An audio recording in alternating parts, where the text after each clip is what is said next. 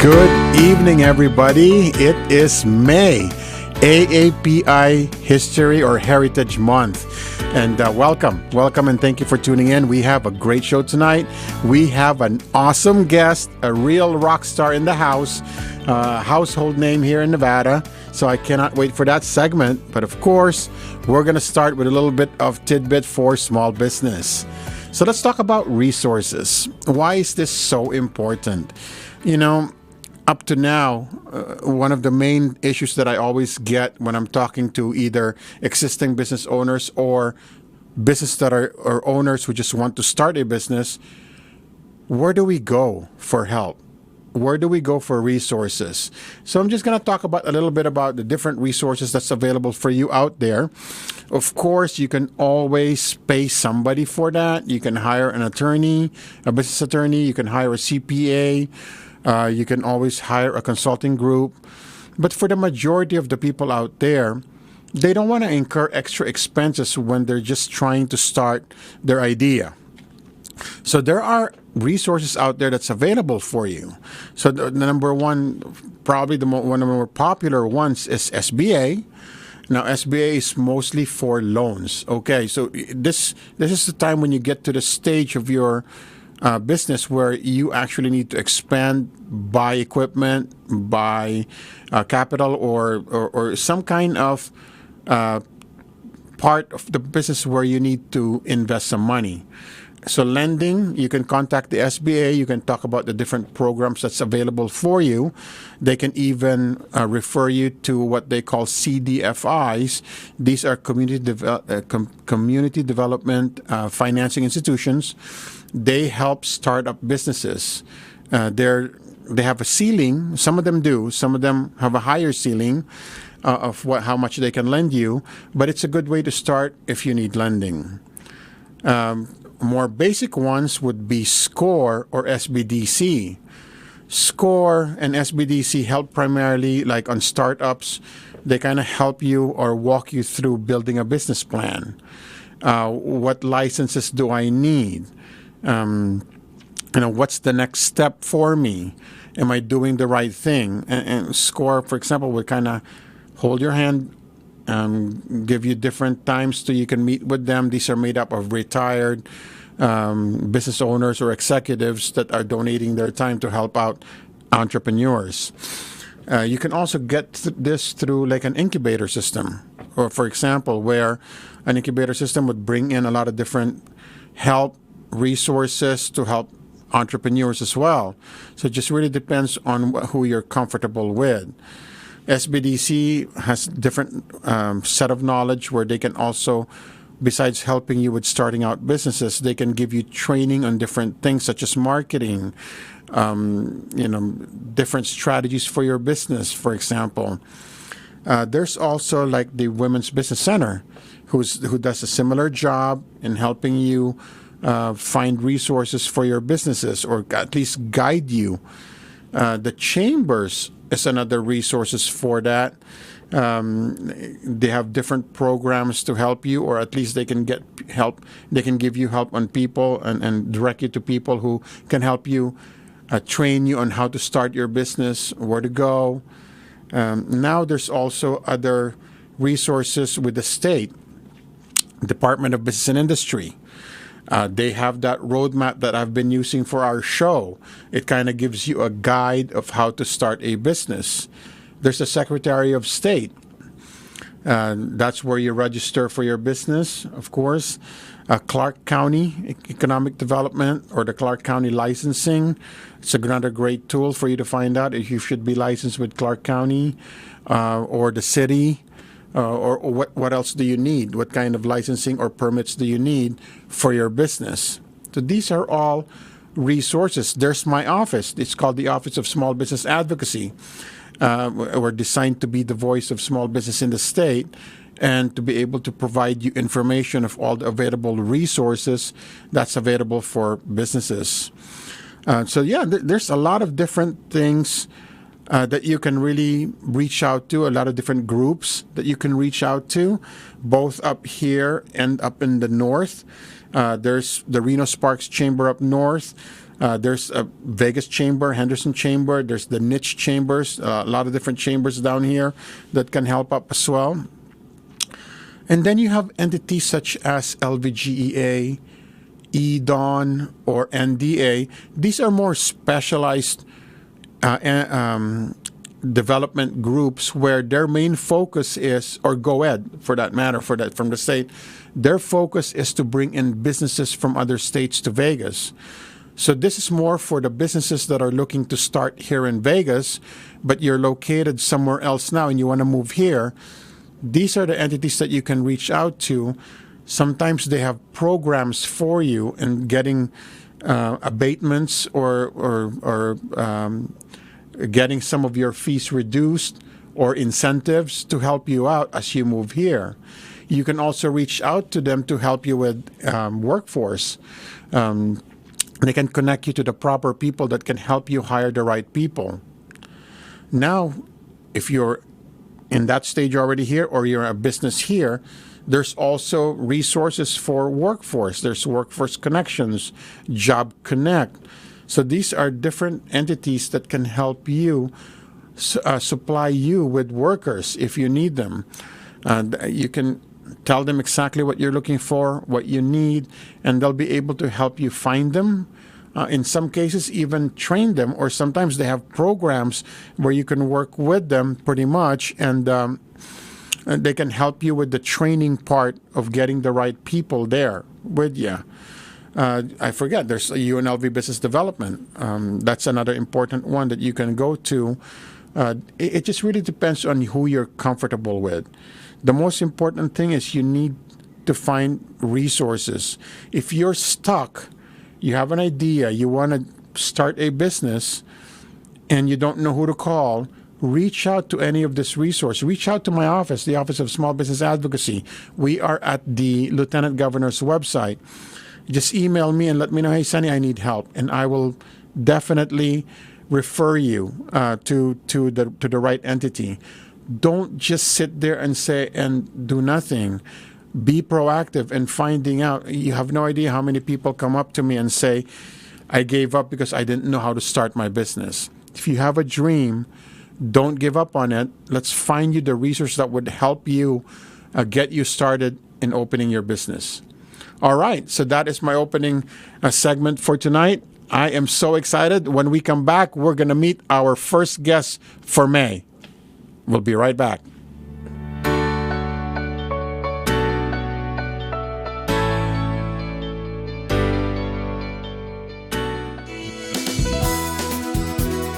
Just like a friend from back home.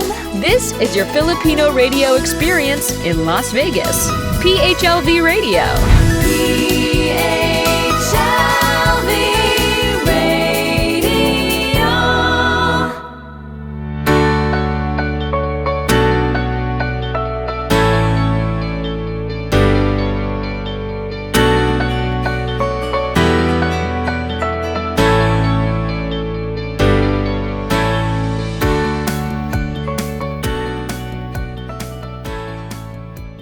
Okay, welcome back. And now I'm very, very excited. We have our first guest for our series, Filipinos that have broken through barriers. I have a very good friend as a guest tonight. I'm so excited. We have a bona fide rock star in the house. Ladies and gentlemen, please welcome Tedd Florendo. Ted, how are you? Hey guys, thank you, Sonny, for having me here. It's a great morning, it's a great day, and I'm happy to be here with you guys and all the Filipino listeners. Thanks for having me. No problem.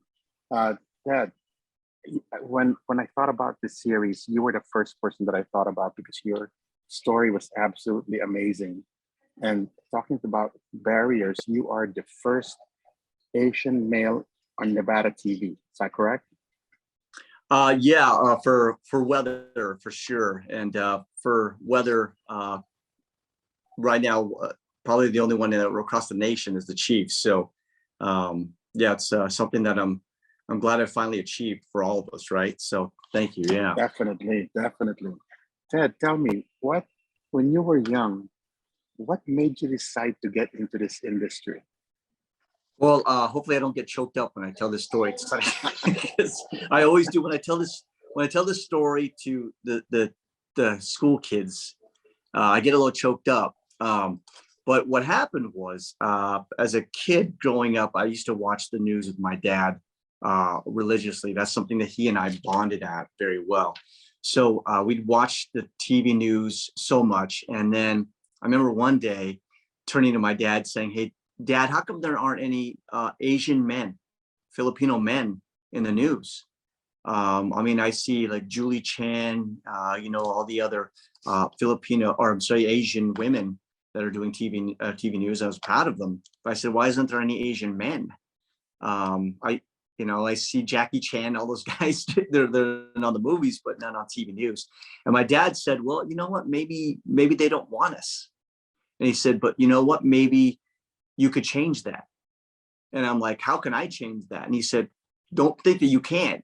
You might be the one that could change that someday. So I said, well, I thought about it, Sonny. And, when I went to college, I was pre-med. I thought I was going to be a doctor, and then I thought, what, there's so many doctors out there. How come there's still not enough Asian men in TV news, even when I was in college? So that's when I pursued it, got the help of a news anchor in Seattle. She helped me get through to all the barriers and everything else, show me the internships and everything else. So I decided to pursue TV news and decided to graduate with a degree in broadcast journalism. That's amazing. Now, yeah. I got to ask you about your journey.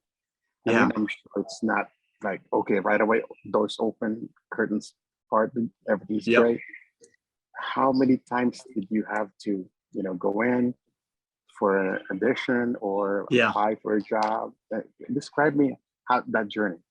And that's a great question, because it didn't end there. Okay, so here's the part that everybody's going to run into, that you have to just be persistent. My dad used to say, never give up. All right, he goes, you may fail, you may lose, you may, hit rock bottom. That's okay. Just promise me you will never give up. Right. And I said, I promise I won't. So when I got my degree, I said, okay, now I'm ready to take on the world and be that Asian male on TV. Right. There weren't any in Seattle. There weren't any when I'd visit these other cities. So I said, well, I have to start somewhere. So you have to start in a small town, right? First, because you can't just jump into a city.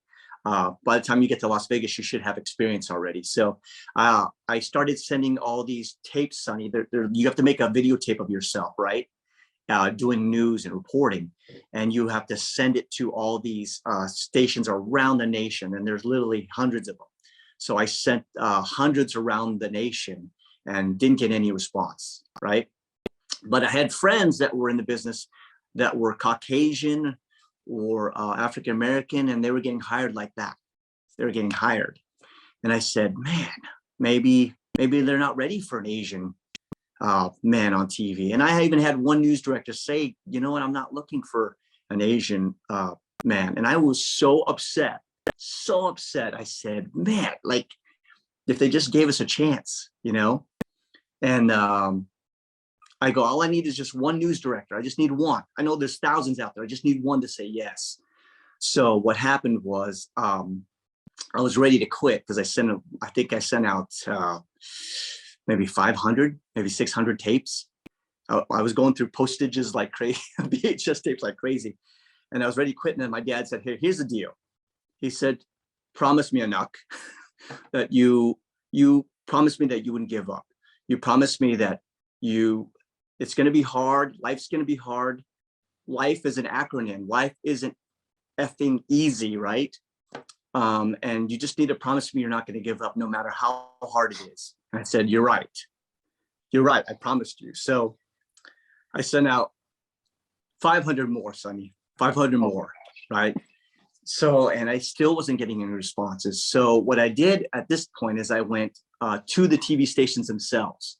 I drove to these TV stations 2 hours, 3 hours, 5 hours to these TV stations, showed up in their lobbies, set up meetings with them. And a lot of them were just like, sorry, were looking for somebody else.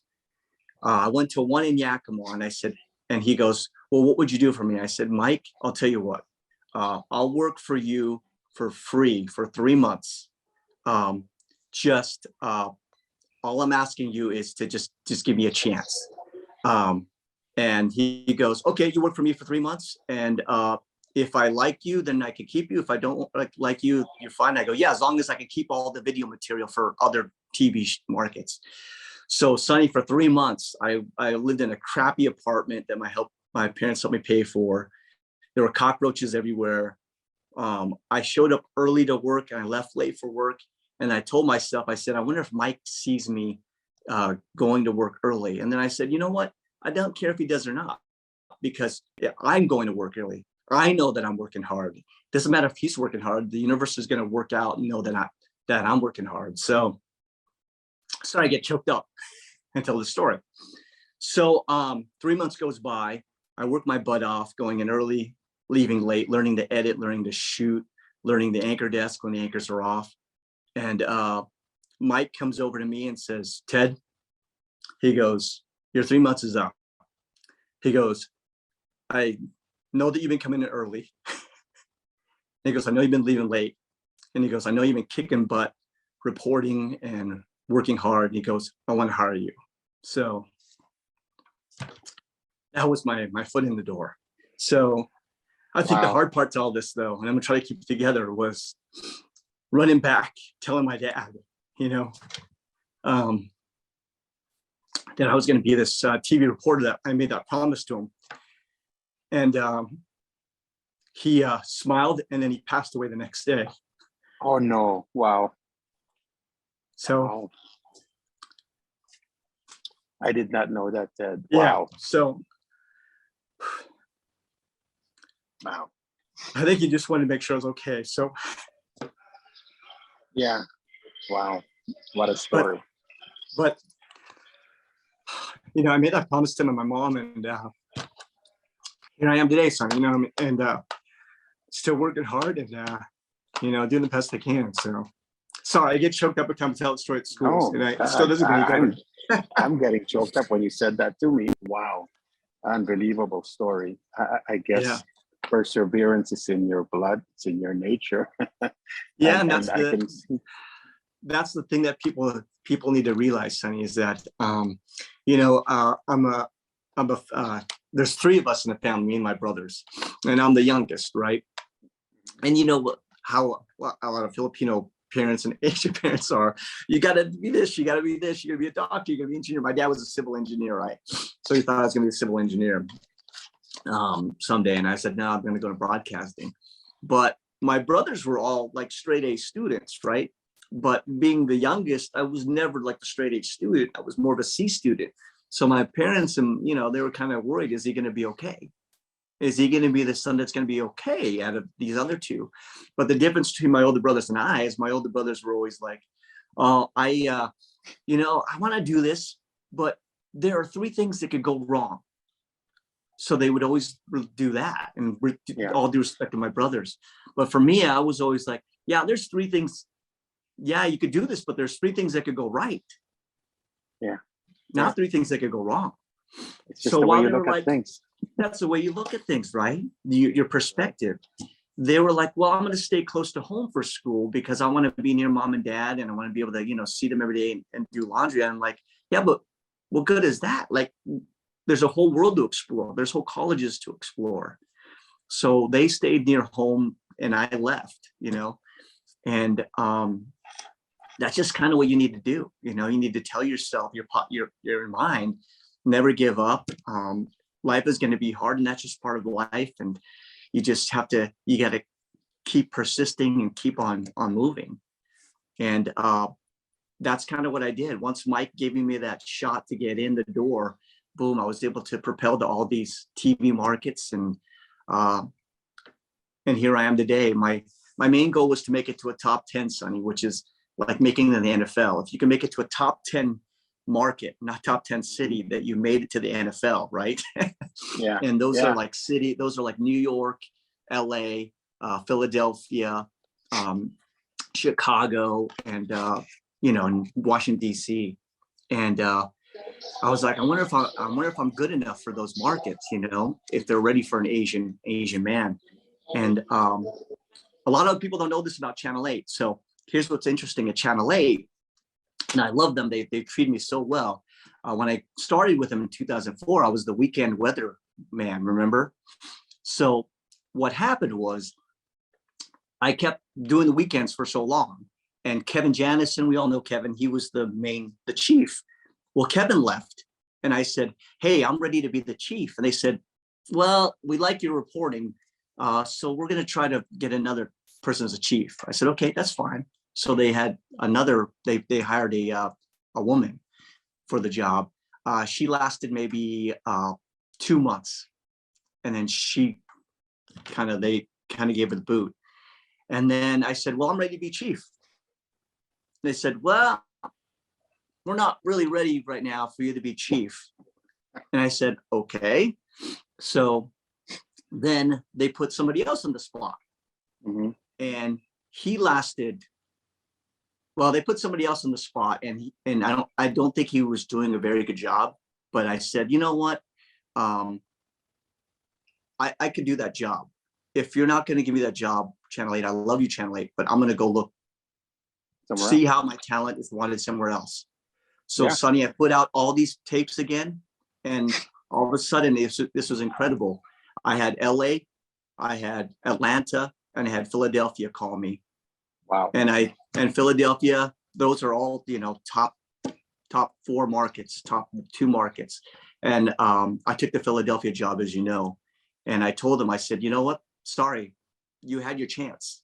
I'm now going to a major market because you had your chance. So I left, as you know, and then as I'm in Philadelphia, Channel 8's like, Ted, please come back. What can we get you to come back? And I said, well, you better make it worth my while to come back. And 2, you better make me chief, And they said, Ted, you're now the chief.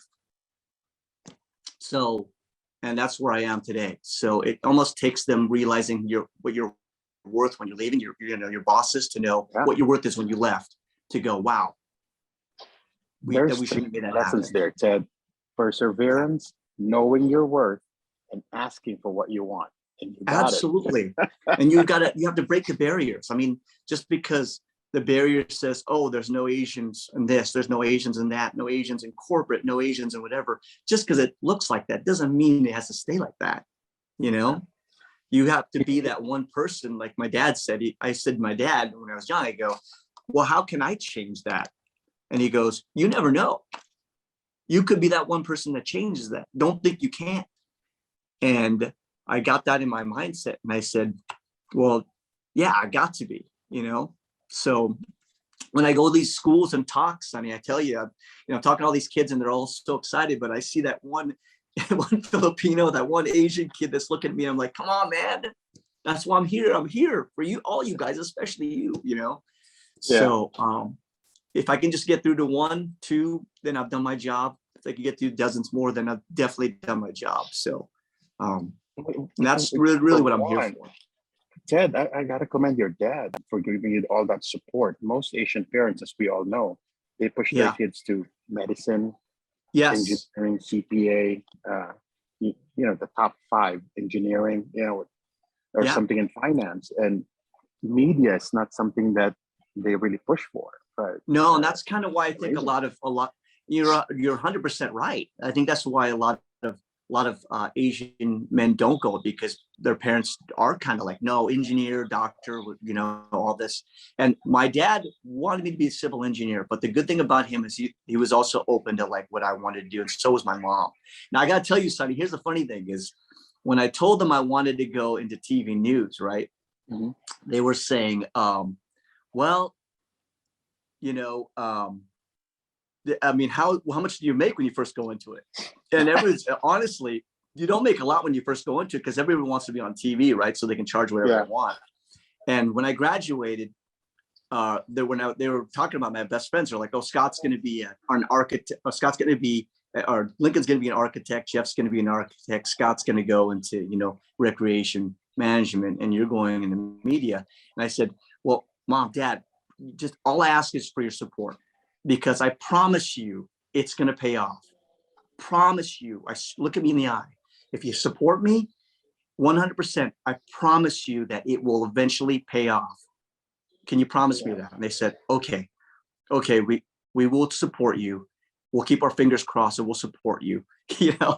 So eventually I got it in the news and I moved up. And my mom told me, I think it was, God, it must have been like maybe 15 years ago now. We're having dinner, Sonny, right? We're eating. And my mom turns to me. My dad already passed away, obviously. And my mom goes, I just want to say, I'm really proud of you. And I was like, holy crap. So, and she goes, no, you were right. You were right. We needed to support you and we did. She goes, and you're right. It paid off. You're doing better than your friends that are architects. You're doing better than they are. You're helping represent all the other Filipinos, and we're really proud of you and what people love you and all this stuff and respect you. And she's there. She goes, this is what this is what happened to our C student kid. Not the A student kid, our C student kid. So it's not about the grades, it's about persistence, like you said, and your belief in yourself and really not giving up, And you're doing what you love.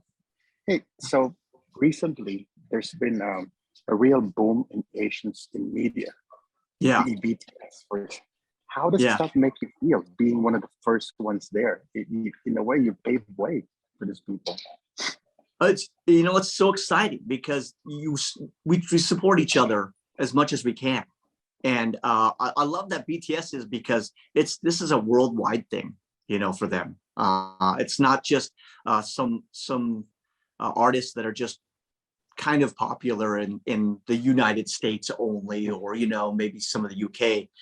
They're worldwide, and the fact that these guys are talented and they're being recognized worldwide, Sonny, it just makes me feel great. Being part of one of those guys that helped pave the way just makes me want to do more. I don't want it to end here, which is why I try to speak to many schools as I can, and events and everything I can, like I told you, just anything to get through. If they can just see my face up there, it gives them a chance. So thank you for that. We appreciate that. Okay, for young people that are aspiring to get in media or break through any industry that's not common for Filipinos, what would your best advice be to them?